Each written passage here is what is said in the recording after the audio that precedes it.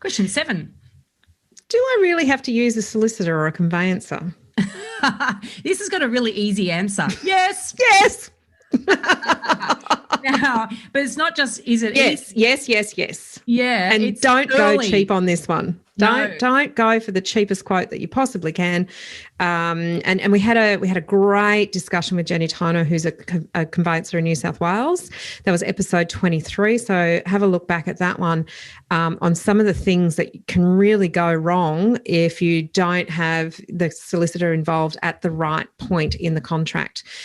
In Queensland, it's a really different point that you involve the solicitor. In New South Wales, the contract is created by the solicitors, the seller's solicitor, isn't it, Veronica? So Yes. in actual fact, that involvement is very early, and the agent has to provide that contract to the purchaser for their solicitor, take it up here, for their solicitor to review prior to any sort of exchange. Yep. And I love how you sort of almost you say it like a question, Megan, because it's every state is so different. You know, and when I talk about Queensland, I'm scratching my head because it's not like that. It's nothing like that. Yeah.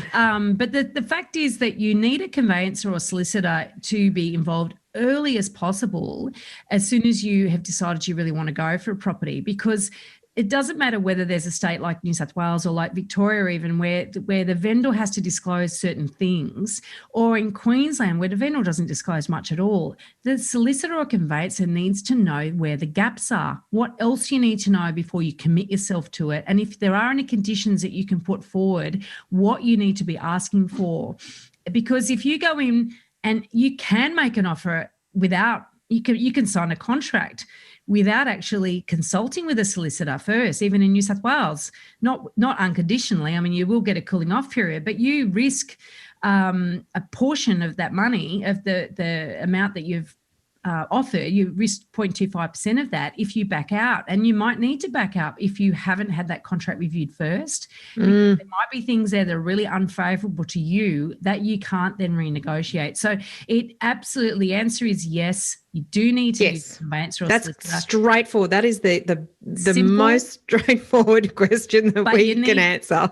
You need one that's experienced, not cut price, and you need to get them involved early once you've found a property.